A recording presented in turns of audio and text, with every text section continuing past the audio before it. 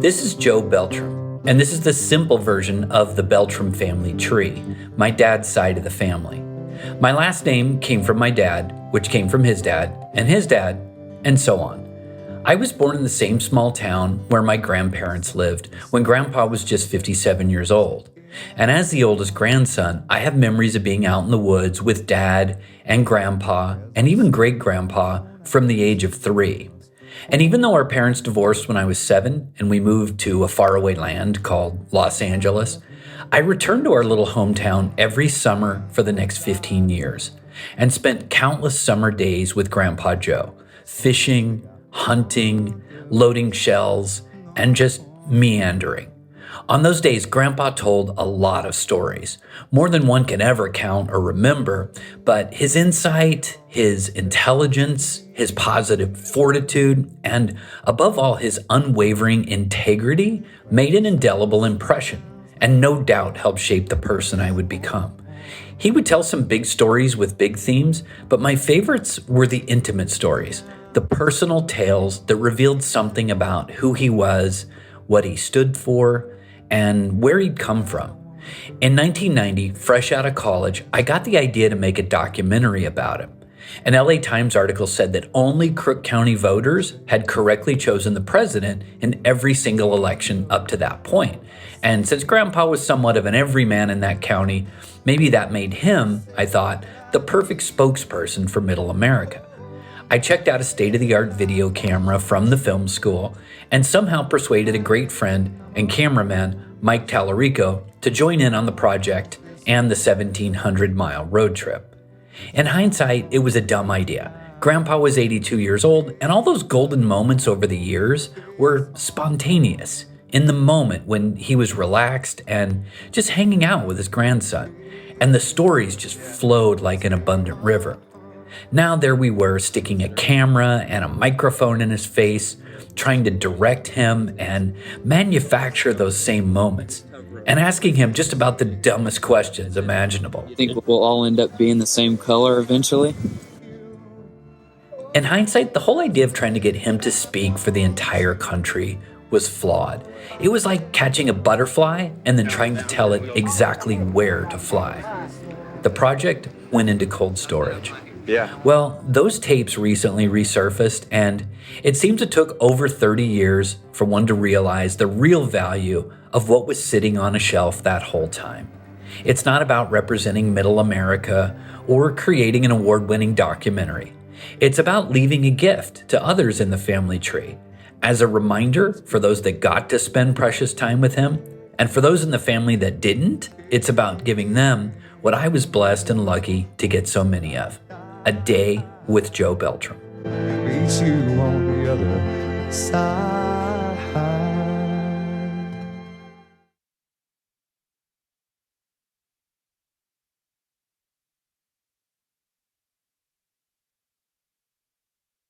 He was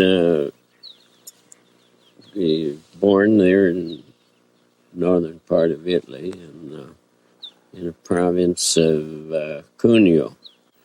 And as he grew up, he worked around the place there. His mother passed away, and then my grandfather married again. Always spoke that she was a real nice person. And so from there on, as he grew up, he helped around. They traded and they raised stock for meat markets. In other words, sheep, cattle, and some hogs. They were agricultural deal. And they owned the land for years and years, and they just passed it from one generation to another. And then when he got to be about 16 or 17 years old, his oldest brother, their first 3 boys from the first family, and 2 girls. And his oldest brother went to work in France, and he worked in a silver mine. They had silver metals, different kinds, and but most was silver that came from the place. And he worked there, and so after him being there for a number of years, my father, he decided he was going to get out. Things were awful dull there where he was in Italy, that is, except what agriculture there was there. There was an industrial right there close. So he decided he'd go down and he crossed the mountains. There he told him about his experience. They walked on across the Alps. And of course, there was still the avalanche seasons. And that called for seasoned mountaineers to travel that general bit. He would have to be quiet when you went through, no disturbance at all. He said they were probably a crew of about 12 people that was going to walk across over into France, but they had steep places.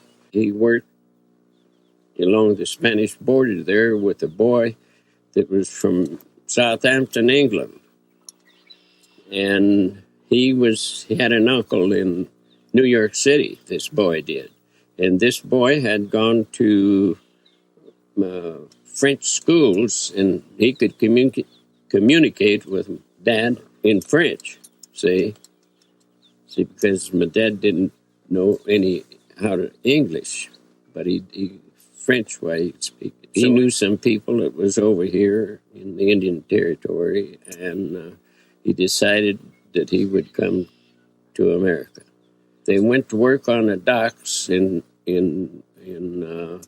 Belgium, Antwerp, Belgium. They could make a little more money there, and they went to work on the docks there at Antwerp, Belgium, and accumulated enough money. In the meantime, they'd cross the channel, visit this boy's folks, and he got Dad acquainted with the family and everything. And then they decided they would sail for New York. They made arrangements with his uncle, and the kid decided they'd come with Dad across the ocean to New York City to his uncle.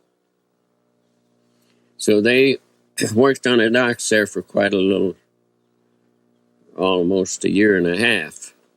And then they decided they'd go. So then they went back to this boy's folks, and they made preparation for their passages and everything.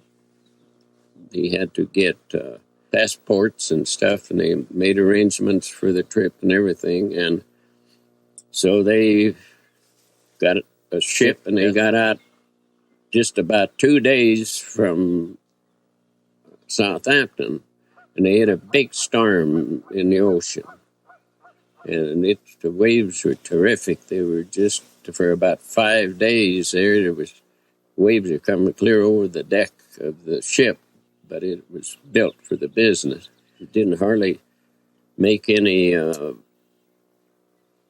headway fighting that storm all that time, and people was all upset in the ship. Some of them were seasick and disgusted with things in there being such a terrific storm.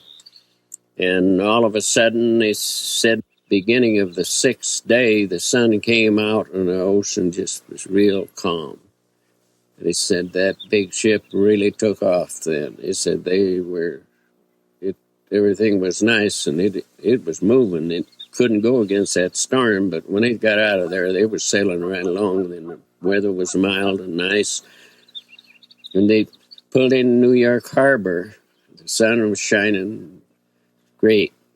The ocean was calm and everything. And then they went through the Ellis Island. They went through there. But then this boy's folks, being established in New York City, why, they got him right through that. They didn't have to worry about it. He stayed there 3 or 4 days, and they told him just to rest up, and then they got him lined up to where he had the address where these people that he knew, they're in Italy.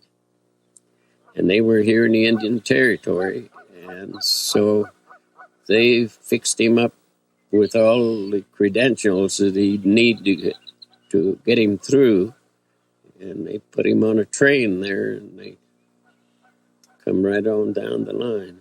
And he came there, and it was in 1892 when he landed in Indian Territory.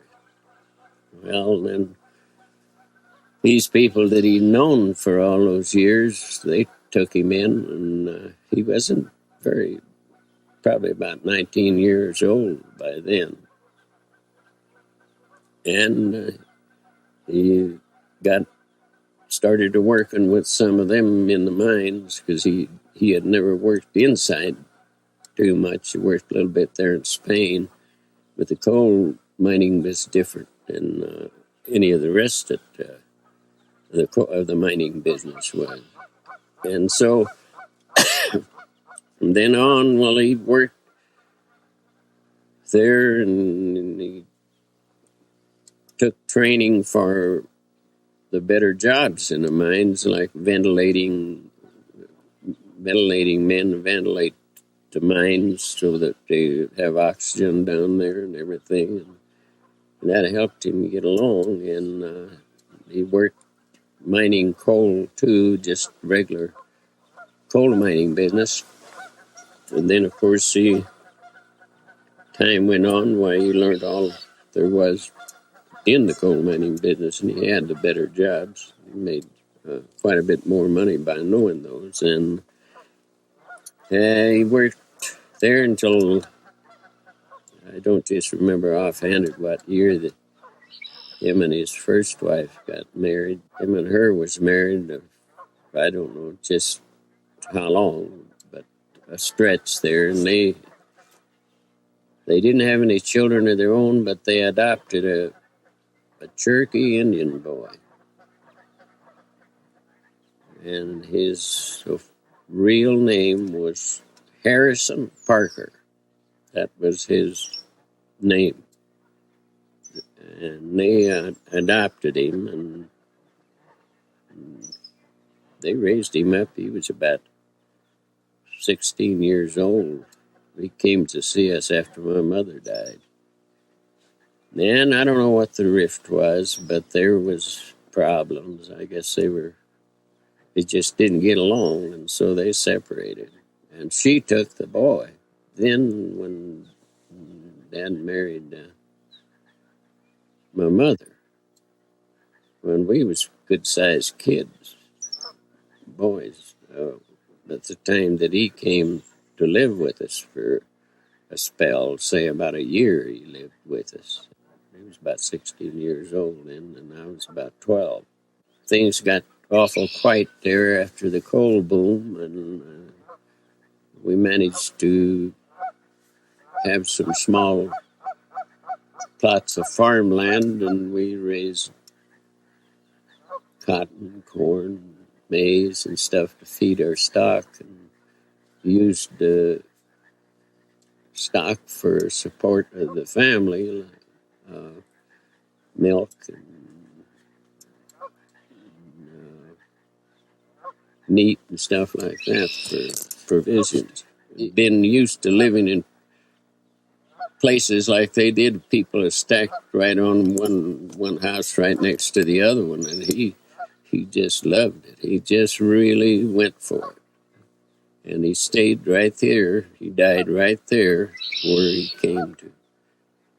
Within 3 miles he came, that's where he's buried, right there. And raised us kids and taught us to do what was right. He was a good carpenter, good stonemason, just about anything you name it, he could do it. And that's why he got along, because he did a lot of things himself that we'd have to pay better money to do it for him. Indian Territory there, the Indians had things, and you gave them a small fee for hunting, or fishing, and turn your horse loose and everything else. And he that was his kind of living. he liked a lot of freedom, and we had all the freedom anybody ever needed. In my growing up, and what he's said before, the part that he enjoyed more than anything was being a free person, where there wasn't somebody that told you every day that you were getting out of line somewhere. Somebody talked him into a notion of going to Pennsylvania and work up there. And he said he's worked there for about a year. And he said he had all of the Pennsylvania that he had it coming in 1 year's time. He'd come back to the territory. Just to get by, he built a 2-room house. There was no housing there. And then the coal company built mining camps there. There was about 10, 20 houses, 10 on one row, 10 on another. There was 40 houses they built. I was born in 1908, February the 15th, 1908. And the name of the town was they named the town after one of Dad's partners, Tony Rich, and they called it Richville because it was just a ville that had a little post office. We lived there. After he bought one of those company houses and moved it in for more room after it was five of us, 3 boys and 2 girls. After Mother, he was in process of moving the house in there by the time she died. She died in February the 10th, 1920. And that was my responsibility to see that take her place as much as I could while he was working. And I had to keep house and cook meals for the rest of the family until my oldest sister took over about 5 or 6 years after.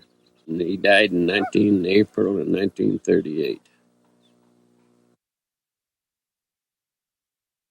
I started school in 1915. I finished school in 22 or 23. But I think it's 23. And I had to back off 1 year. I didn't go but half a term, and then I had to go, I think it was 1923, 22 or 23 when I finished the 8th grade. That's about as, under the circumstances and the distance I had to go to high school, the care that had to be taken at home so Dad could work, so just give up on it. But I read probably 5 ton of books. I read a lot of books, a lot of things, different things. That were primarily, I got most of my education traveling, but I got it out of books. Just by chance, I run onto an old ancient history book. That thing was old, and I read every bit of it. Newspaper, keeping up with what's going on all the time. Even just like the Bible. You can't ignore the Bible because the Bible, basically, we're entrenched in that Bible and the laws and what went on, and that goes both ways. Fanatics and just plain good thinking people. If you use it for a good thought, it's basically one of the best things there is. Marriage is a very, very difficult thing.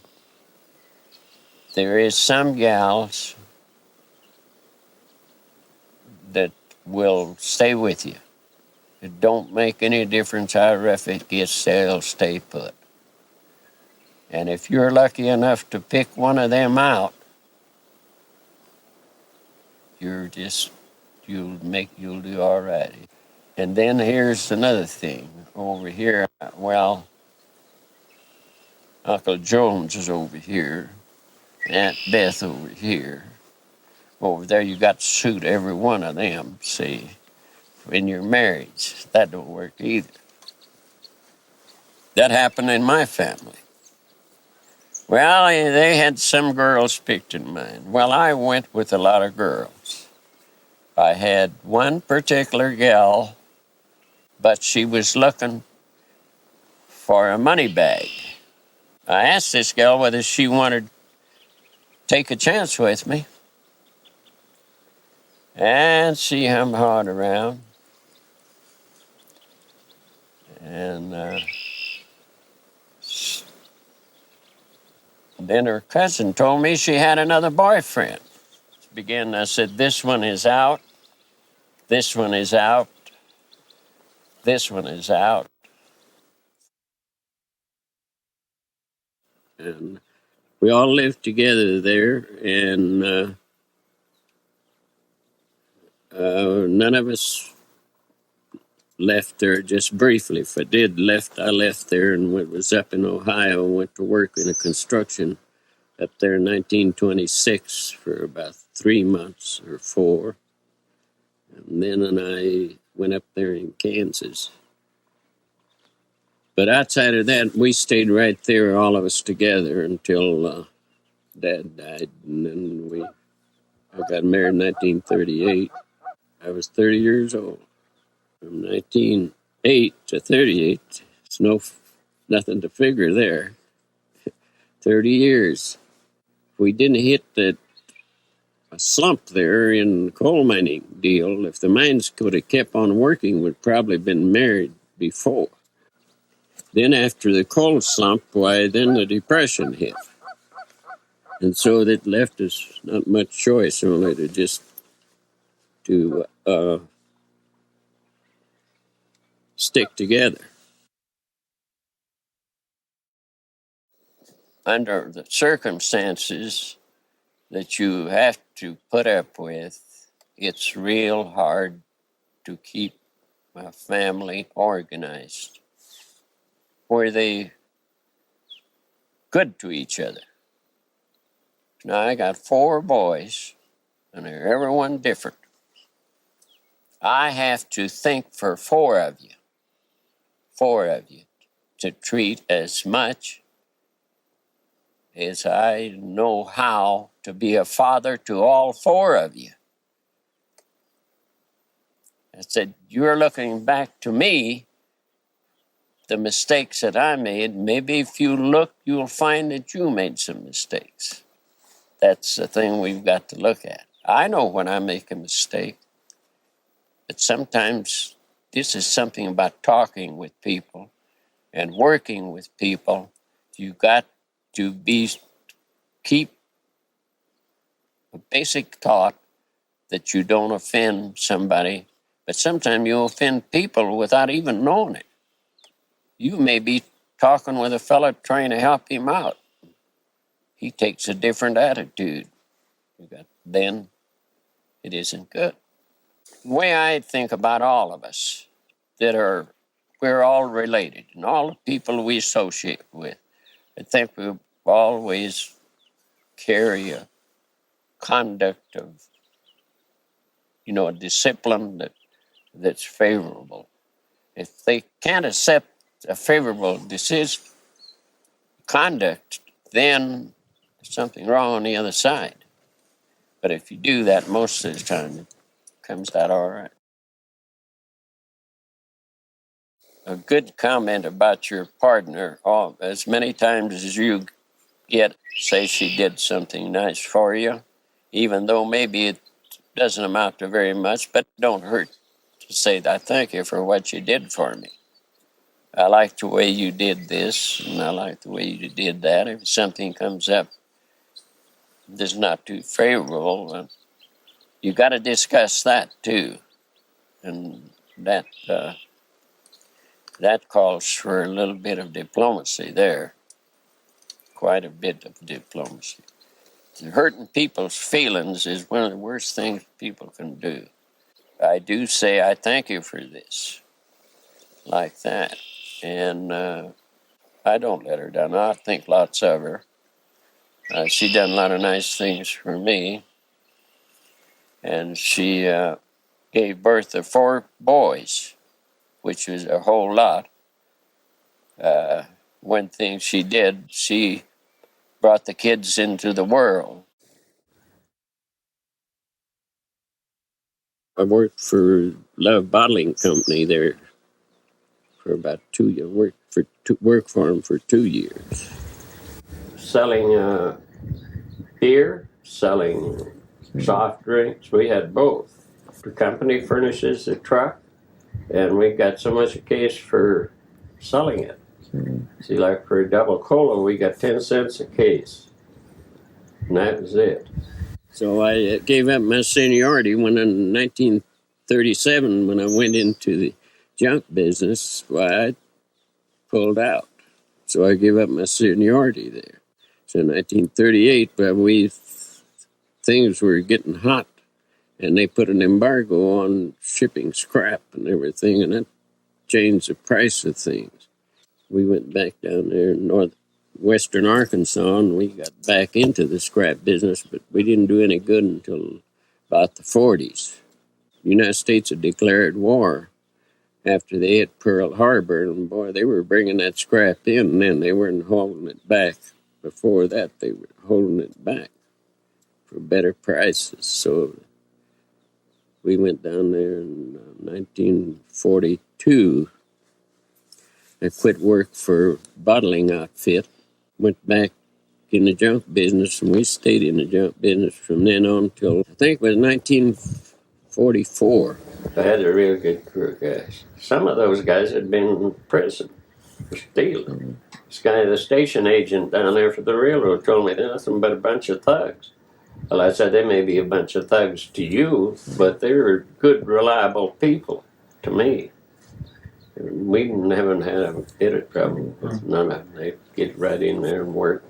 And they appreciated everything they got. Boy, $2 a day was a lot of money down there. Them guys are paying 10 and 15 cents an hour for those people. You talk about exploitation. We bought scrap and salvage. Everything that we could salvage, we'd salvage. In other words, the garbage all in the scrap line we processed it. War changed, and it was in the draft for a while.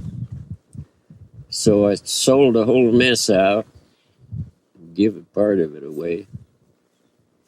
And then I come up and went to work for the Navy.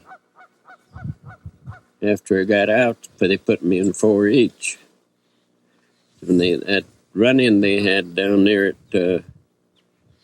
Bastogne, when they had that big battle there, the Germans counterattacked. Well, they called us all, left what was left, they called us all up. And so I went to work at the Navy, and I worked at the Navy until I come here. In your own family, and that happened in my family. I seen things different than they did. That almost put me to be an oddball. Well, I know that I was different from them because I was thinking different, and I was thinking there wasn't any use in doing something unless it produced something. Well, he doesn't do anything. We can't get anything out of him. He works and does this and that and the other, but my brother had a job. He made more money and all of this, and well, I didn't make it. I didn't get the job to prove myself. But I made up my mind. I said, as time goes on, I'll find something that, why, it didn't take me just a little while. I made as much money in 3 years as they made in 15 years. Went on my own, and my brothers were partners, and we accumulated more money in just 1 year. When we went down there in Arkansas and we was in that scrap iron business, we made more clear money in 1 year than they had made in 15 years. Because you wasn't going to get rich farming. You couldn't sell eggs for 12 cents a dozen, and you're not going to get rich at that. We got here during the deer season, I know that. I think it was the first week of October we got in Oregon. We come through Alturas, Susanville, Reno. We come up there and stayed with some people we knew down at Lakeview. Well, a little place down on the other side of Lakeview there. And we came there, and we've been here ever since.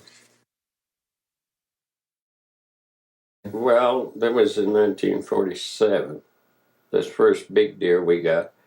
Grandpa Thomason, Grandma's dad. There were two big bucks standing there.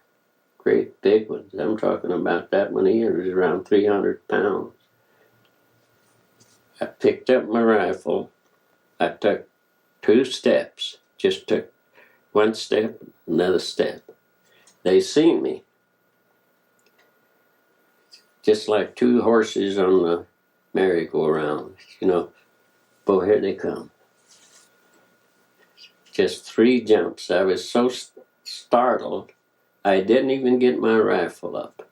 And they jumped over the bank and down. One of them had great big old horns, and the other one was, Grandpa killed him the next day. Those pictures you seen are in Idana.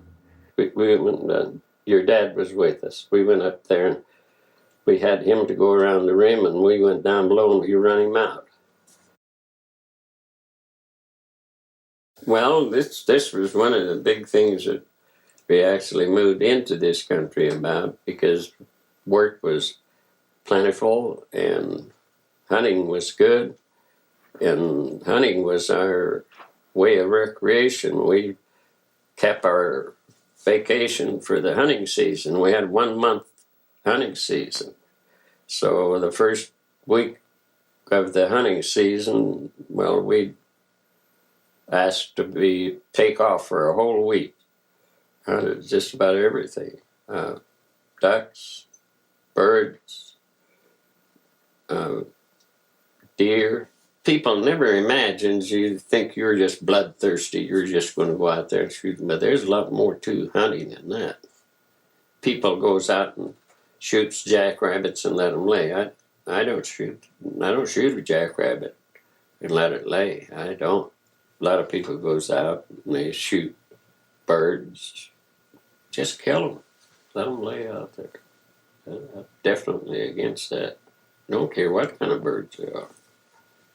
They belong here. Why kill them unless you're going to use them?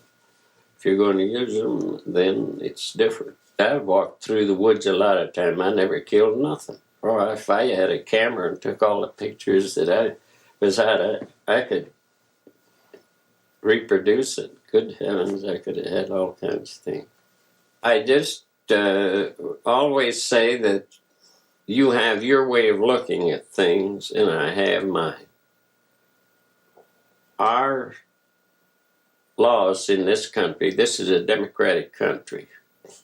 I killed to eat. I don't kill them to destroy them. I kill them because the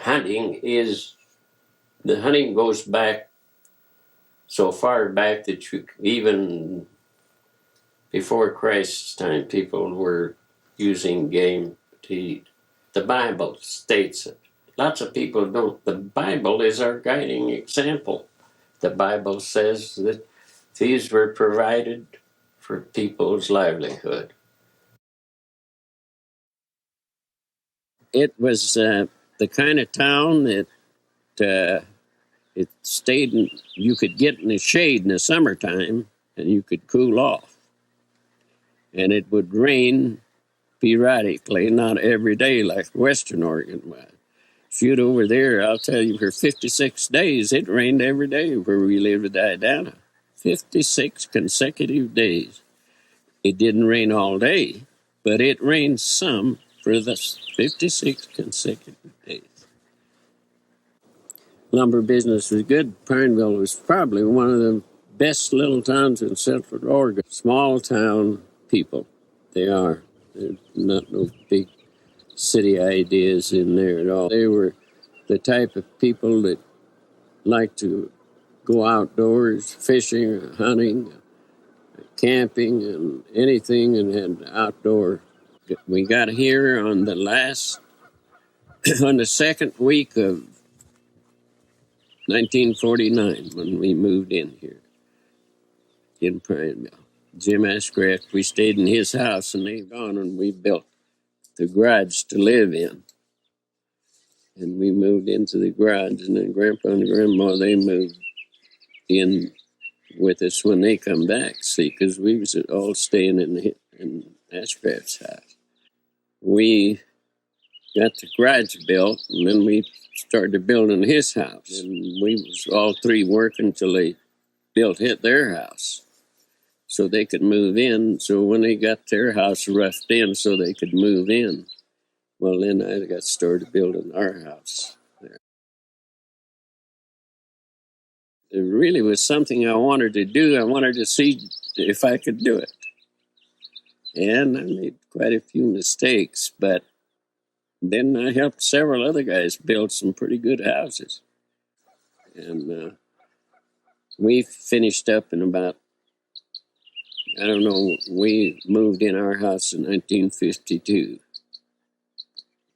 And we just kept working. It wasn't finished by no means, but we got in it, and then we finished it up about by 1954, we were all set up.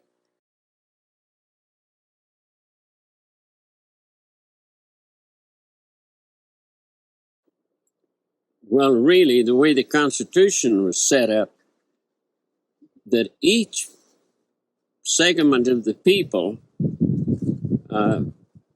would have their values needed to be judged. They need not just one outfit think about, well, I'm going to have it this way. And that's the way we're going. We're getting away from the constitutional things. It's more of a political setup, and that's what caused the problem in Europe. You know, those all countries came over here, and they got out of there because they were tired of the systems. And our constitutional rights are just gradually eroding. People don't understand that. The younger ones don't understand how it was 50 years ago or even before. So we can't have that. Right? We got to stick to the Constitution.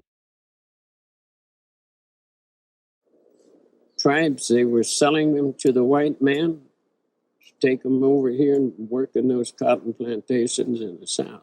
There wasn't anything right about that. You shouldn't make a slave out of anybody for him to make you a living. The Civil War was one of the biggest blows that we've ever taken.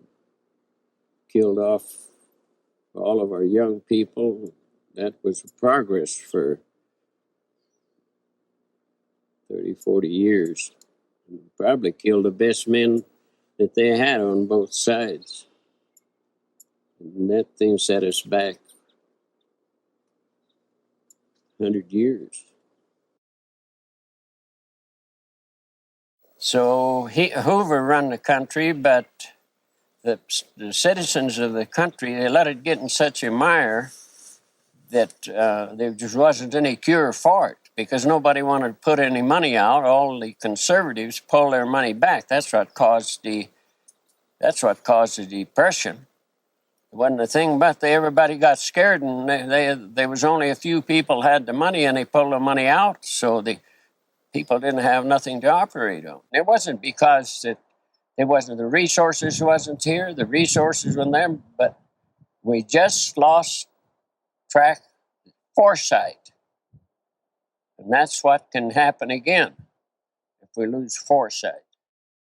Right there in the little town we was living in, people had money buried because they didn't trust the banks. Those old Bolsheviks, any broad-minded thinking people would have never thought, I never did think it, that Karl Marx's ideas would go over. There was nothing there that Karl Marx had that people practices. But everybody said communism was going to take them over. I said, I'll have to wait and see about that. It doesn't work. You can't force anybody to do anything. They can't force us, or we can't force them. That's just the way it is. We're going to have to compromise sometime, and I think it's not too far off. That you can't make people do anything. You've got to lead them through. You can get a guy that got the most opposition to anything that you believe in, but if you stay with it, he'll soon see the light. And that's the way it's got to be. But if you stick a pistol or a knife in him, and next thing you know, you'll never get him near you, and he might even kill you for not using good judgment. Basically, I can't enforce a doctrine on you or on him. It just isn't that way. We've got to think enough to say, well, he shares some responsibility here, and he doesn't see it quite our way. Why don't we get along on that? We'll not bother you, and you not bother us. We'll try to let you run your business the way you'd like to run it, but we've got to clear away from that. We can't force anybody to do anything. Caesar tried that. See, he didn't get nowhere with it. Economics is the thing that controls things. Economics. There's no other substitute. It's gold or silver. People will tell you about the gold standard. What are you going to use the gold for? Yeah, there's some of our old thinking that say the gold standard. I said, hell, the gold standard, it's all right. It's a setup that you have more gold to back up your dollar. But I said the economics is what bases the value. If you got a good economic system, you're ahead of the other fellow by a long ways. Then Reagan come along, and he was going to force Gorbachev to do this. I said, he can't force Gorbachev to do anything. Gorbachev decided that these people wanted to have their own government and everything, and he agreed with Reagan, but Reagan didn't force him. He claims that he built all the armament and everything, and that's what made him change his mind, but that wasn't what changed his mind. You read that Mein Kampf. Did you read that? That's something you need to read. You talk about world politics. There's more world politics in that right there, in that Mein Kampf. And he was nothing but a radical of the worst kind. He wasn't intelligent or anything, but he was plenty radical. They was just going to take the country. Just take Dunkirk. The Germans had their Air Force, and it was just going to annihilate. Old Hitler wanted to knock off 300,000 people that were backed up. Their forces had backed them up in there. One of the damnedest clouds fell on them. Them planes couldn't fly there. All those people got back to Great Britain. You see what makes the change? Something happened. So if that hadn't happened, but it happened. The incident you got to think about, they was going to kill over 300,000 helpless people there. That's the way Hitler was thinking. But that changed his mind. And that was one of the turning points of that war, right there. Well, when that went, these soldiers were trained, and they were the best men that they had. They moved them back into England, and of course the Germans pursued the bombing of them. But there were enough of those people that was patriotic and just real believers in this is my home, and we'll fight till every one of us is dead before we give it up. Hitler didn't have that kind of thinking because he's a big damn fool. He didn't You got to think about these things before they get there. So little by little, the Limeys were driving them best planes that they had. They little by little, they whittled away on that German Air Force. They took the Wildcats out of it. Pretty soon the Germans begin to think, we've got a hornet's nest stirred up. So many owed so much to so few. That was those British pilots that was tearing the German Air Force all apart just by themselves. There was nobody else helping them till we finally got over there. Now, the Limeys have got a lot of guts when you force them up against it. They don't like to fight no more than anybody, but when they are fighting, they stay put. They don't back up. If you get in a tight situation, if people mobilize, they can get the job done. They got to mobilize, they got to stick together. You can't argue with anything.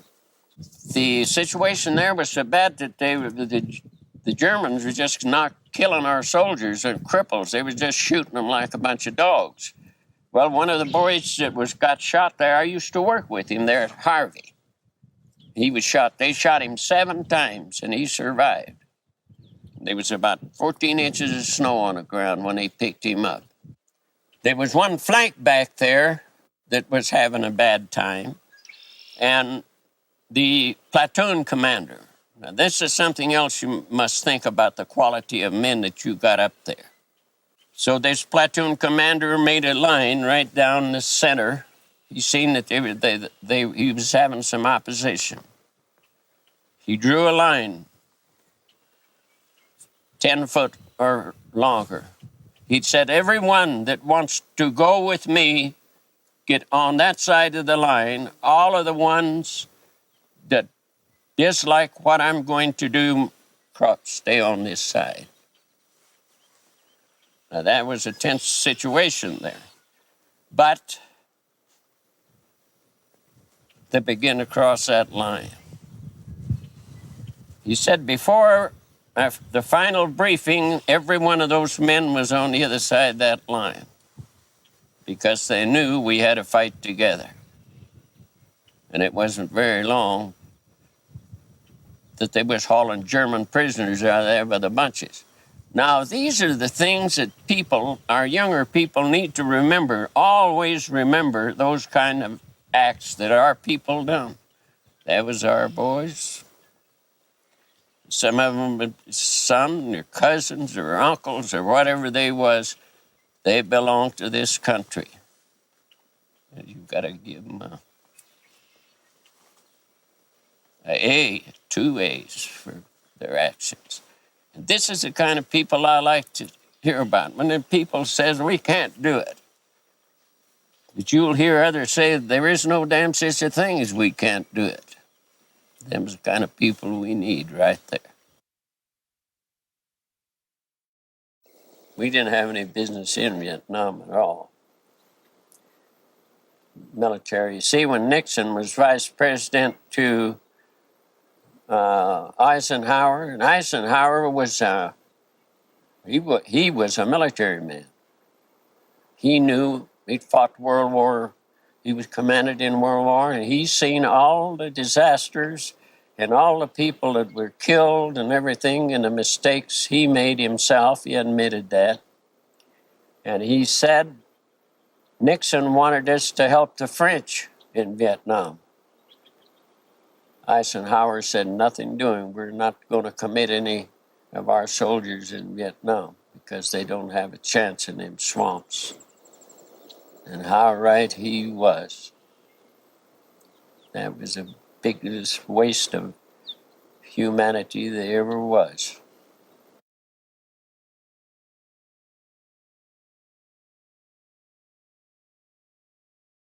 I think Coolidge. I think it was Coolidge, the first one I voted for. Dad was a Republican, and I voted along with him. As you see, you had to be 21 before you can vote. I remember Al Smith. I voted for Al Smith. for Democrat. So they selected him, and there was the problem. It was a Catholic vote there, see? And they didn't go for Al Smith because he was a Catholic. It just was impossible for a Catholic to be, even though that Al Smith was probably a way better man to run the country. Now, these kids we've got growing up today, like our granddaughter, great-granddaughter, those are the ones we've got to groom to run the country. We'll make no mistake about it. They're the ones that's got to run the country. If we don't, somebody else is going to run. Reagan, I remember reading about him. He was raised in Dixon, Illinois, and he was a radical. They absolutely was a radical. And then he moved to California, and he went into the movies. And there was never nothing came up more in Illinois about him, but he was raised in Dixon, Illinois. That's where he was born. And his folks were Catholics. I voted for him because for a lot of different things. I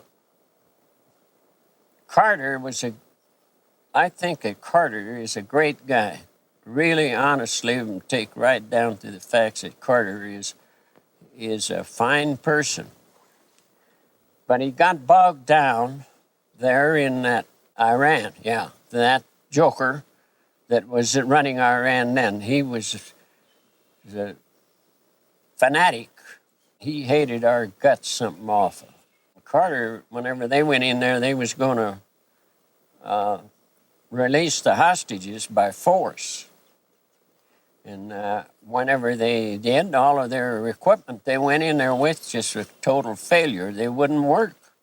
Curly Loop. Oh, he was a big talker about that. The things that he said about Reagan didn't prove out. Well, I think, fine, we'll go along. We'll see if that's what the problem is, that the conservative element is what lacking in our government. We're going to vote for one in.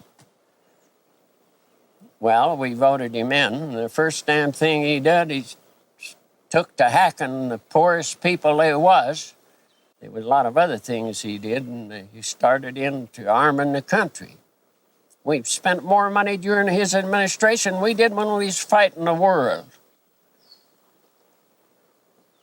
We was going to subdue the Russians. The Russians already had way more guns than we had. We was never going to subdue the Russians, I'll bet you on that. They'd have been one hell of a fight. And even after we had the buildup that he had after, we'd have probably killed our whole population off, all the Russians and all the Americans, or most of them. And then we'd be sitting over here on our ass, helpless. The rest of the countries come in and take everything we had. So therefore, I didn't think too much of him. Never did after the first term. But he did do some things that needed to be done. I have to give him credit for that. There were several things he did that needed to be done a long time. Really, I thought quite a bit of Eisenhower. He did some changes that didn't, money-wise, it didn't do me any good when I went to work for the Forest Service. I worked one whole summer there, Saturday and Sunday, for nothing. 2 days' work added to 1 week, say if it was only $25, that'd be $50. $50 added to your salary would buy quite a little bit of grocery.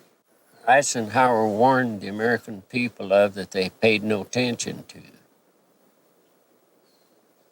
Eisenhower said, beware of the military complex. Beware that they can push things farther than they need to. Because he was a military man. He'd fought World War II.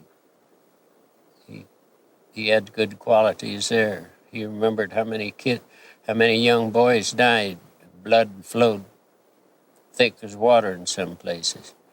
He said, I hope that no other commander ever has to do what I had to do here. It just makes you wonder, after you think about the whole thing, why all of these things have to happen. And half of them wouldn't happen if people would just think. I would say that Eisenhower and Roosevelt, those are the two. I think there was no question about it. For a president that brought the country around to where it was, Roosevelt did probably more than anyone else. Jefferson probably was, for the long run of things, Jefferson probably established the country better than anybody, because the Louisiana Purchase, that we got control of all of that area without shooting a shot.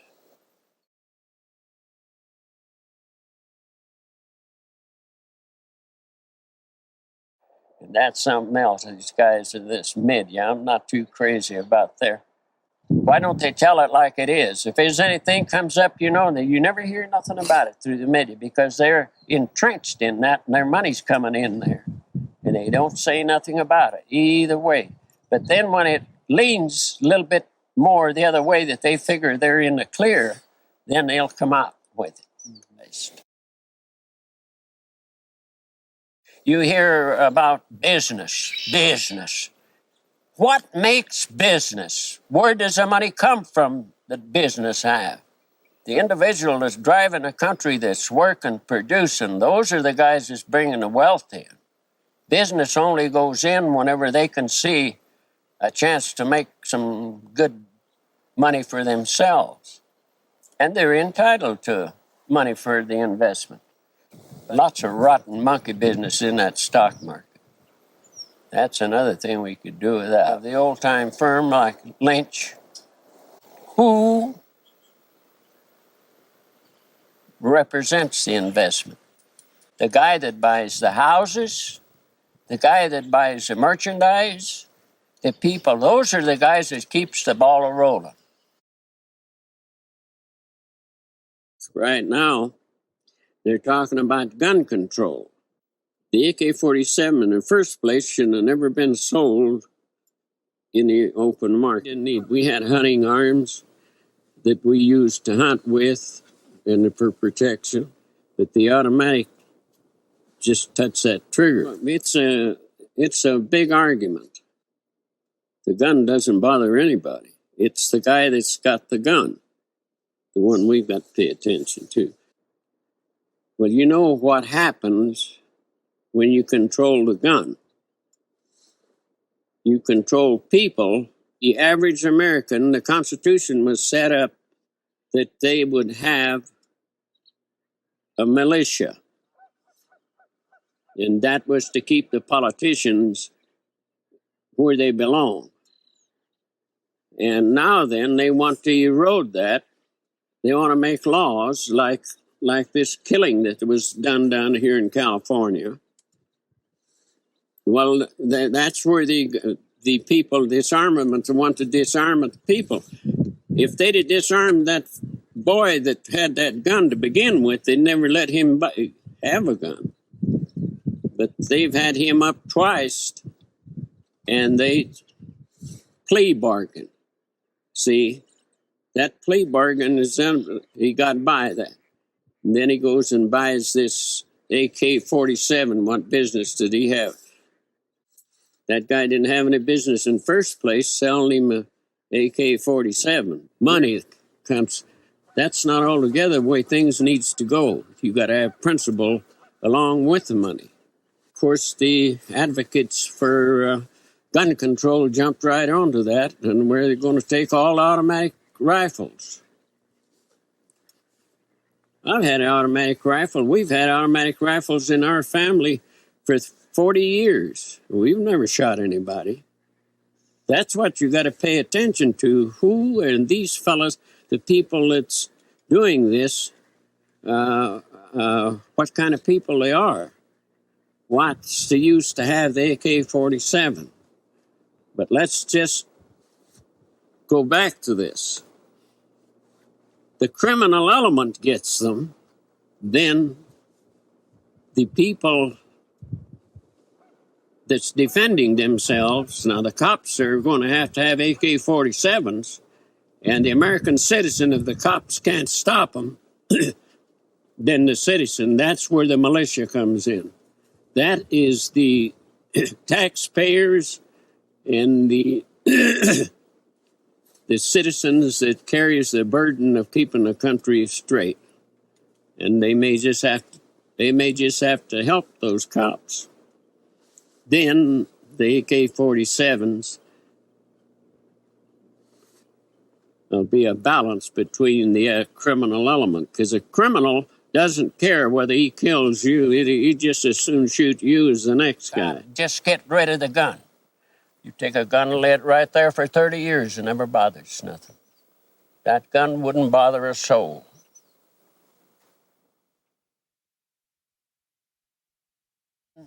The American Rifle Association, in which I'm beginning to disagree a little bit on their present policy. The American Rifle Association was made up of some of the finest citizens that understood constitutional government. Right now, we're just a bunch of these political hacks. Plea bargains. Take a nut that's not worth 15 cents and they plea him out. Then he gets a gun, goes down there and shoots a who the hell with a common sense go out there and shoot a whole bunch of kids. That son of a bitch needs to be killed or locked up someplace where nobody can see him. A whole lot of these Nazis, well, the Nazis in Germany, you could prove there wasn't but a few of them until Hitler got behind that, and he kept getting more power, and first thing you know, he had complete control of the army and everything else. So if we got a few skinheads that's going to try to run the country right now, is the time to stop them dead in their tracks. You got to get rough. Somebody's going to get hurt, but then you can control it. And you can't control it no other way.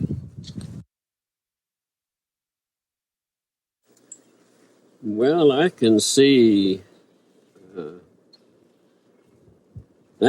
quite a bit of improvement in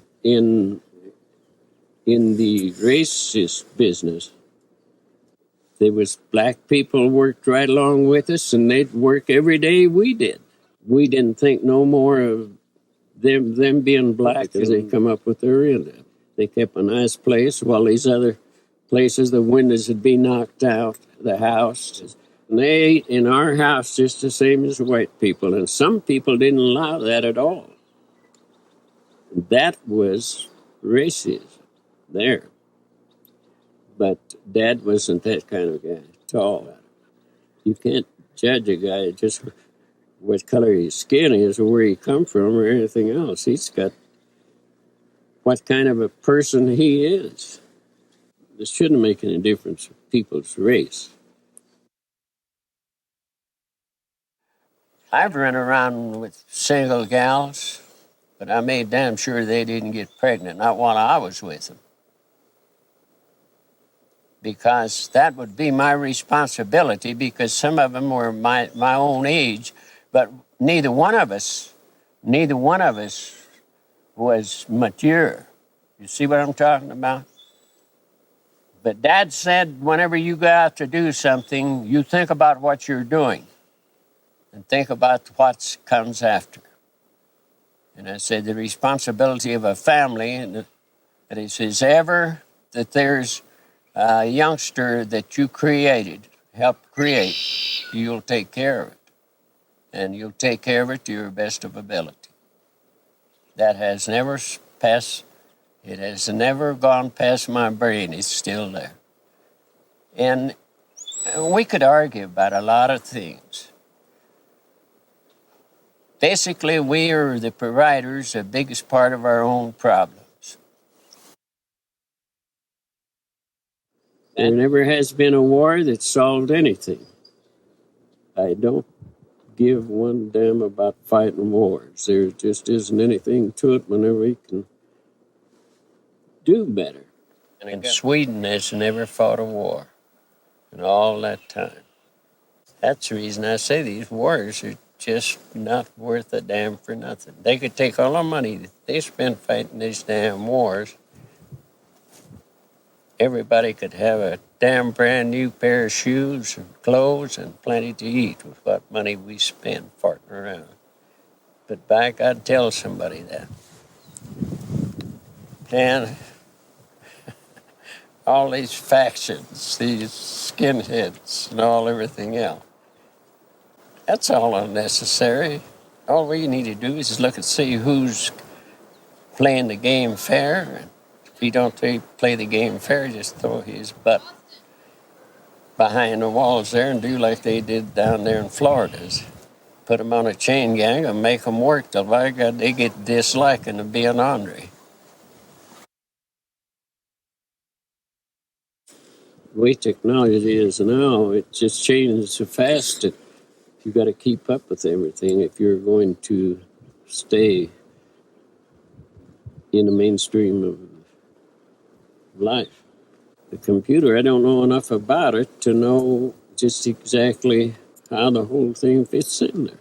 A lot of the times they make us believe that we're better off with this. Well, we might not be better off with this. We might get along a hell of a lot better with something else. I don't know, as much evidence as I've been able to gather, it's they didn't treat a natural resource as nothing like what you call fair management.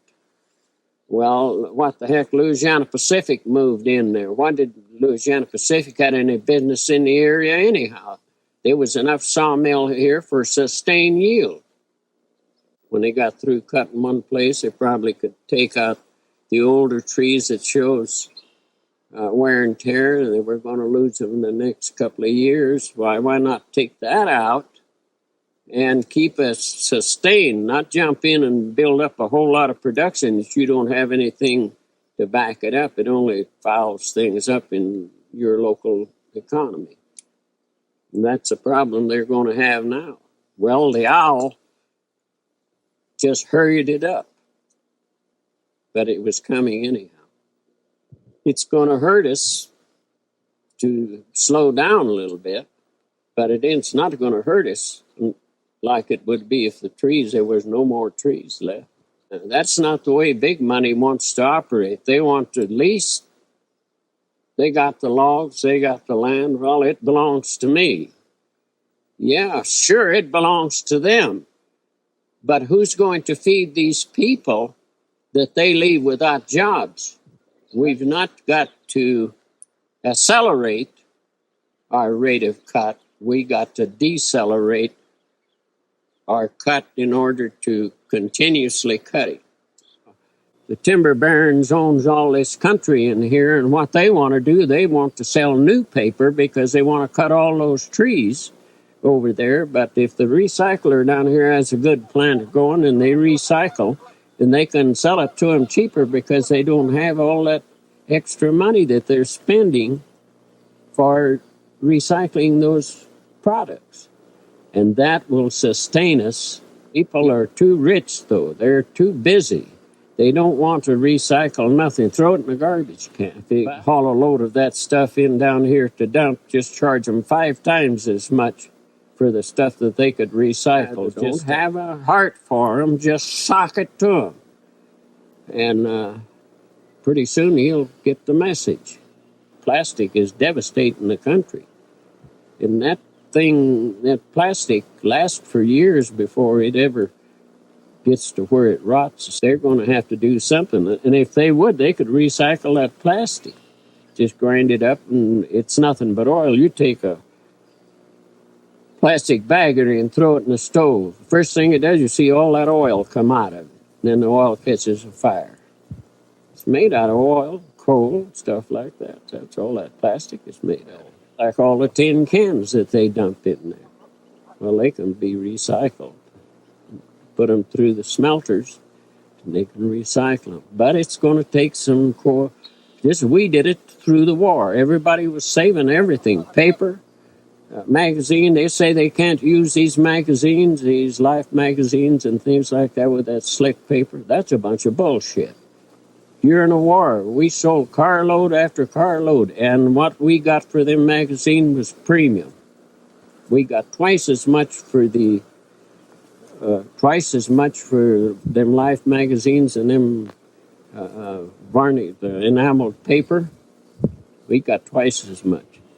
We'd get $20, $25 a ton for that other stuff, and we'd get $45 or $50 for the magazine. They can use them, but they got a smoother way of getting. They get it out of the trees. The big combines that owns all of these forests. Well, they've still got lots of trees, but it's not going to last forever. These contaminants that we're dumping into the ground is in the water. The ground is a filtering process of our water. That's the reason people has had good, clean water up till now. But if they keep putting waste dumps and burying filth and stuff in there, where are we going to get clean water?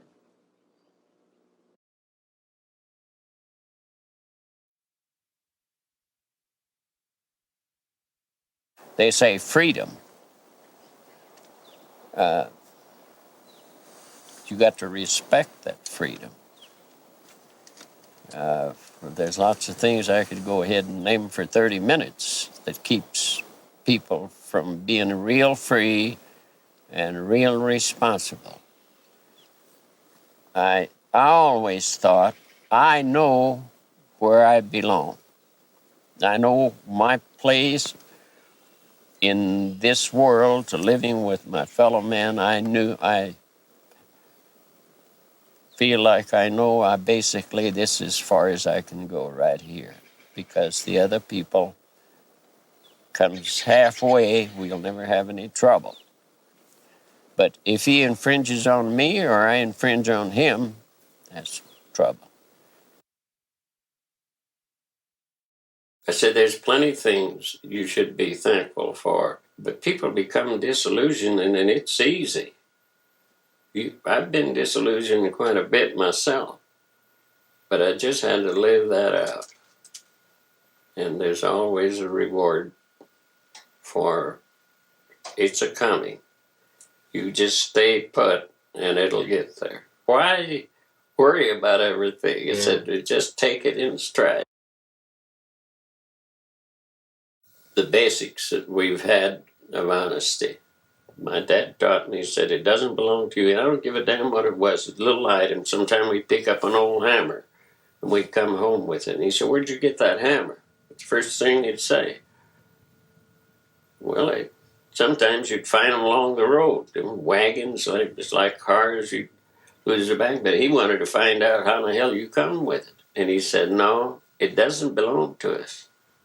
That doesn't belong. That belongs to someone else. Nobody knows who it belongs. It doesn't belong to us. And that was a real good doctor. One time, there was an old fella, had a little coal mine there at home. And I was just a boy, about 15 or 16 years old. And he told me, he said, Joe, he said, you know, and old Ed was an old man. He was 65 years old then. He says, you get along in this world by using a lot of good horse sense, outthinking the other fellow. You got to keep thinking. You got to outthink your oppressors. You got to outthink the guys that's in competition with you. And if you do that, you'll soon be right up with the best ones. Death is sure to come. There's not much you can do about it. This way, I figured that when it comes that time, I'll just have to bear it. That's all there's to it. And there's no use to worrying about it. because it's just absolutely useless to worry about it. You don't never want to let that get into your head, because that's a long drawn out affair.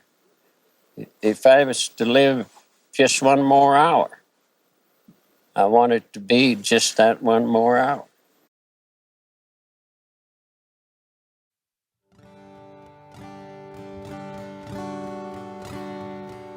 Shadows are falling and I'm running out of breath. Keep me in your heart for a while. If I leave you, it doesn't mean I love you any less. Keep me in your heart for a while. When you get up in the morning and you see that crazy sun, keep me in your heart for a while. There's a train leaving nightly, called when all is said and done. Keep me in your heart for a while. Sha-la-la-la-la-la-la-la-la-lo. Keep me in your heart for a while. Sometimes when you're doing simple things around the house, maybe you'll think of me and smile. You know I'm tied to you like the buttons on your blouse. Keep me in your heart for a while. Hold me in your thoughts, take me to your dreams. Touch me when I fall into view. And when the winter comes, keep the fires lit, and I'll be right next to you. Engine drivers heading north to Pleasant Stream. Keep me in your heart for a while. Yeah, these wheels, they keep turning, but they're running out of steam. Keep me in your heart for a while. Sha-la-la-la-la-la-la-la-lo. Keep me in your heart for a while. Sha-la-la-la-la-la-la-lo. Keep me in your heart. Sha-la-la-la-la-la-la-lo.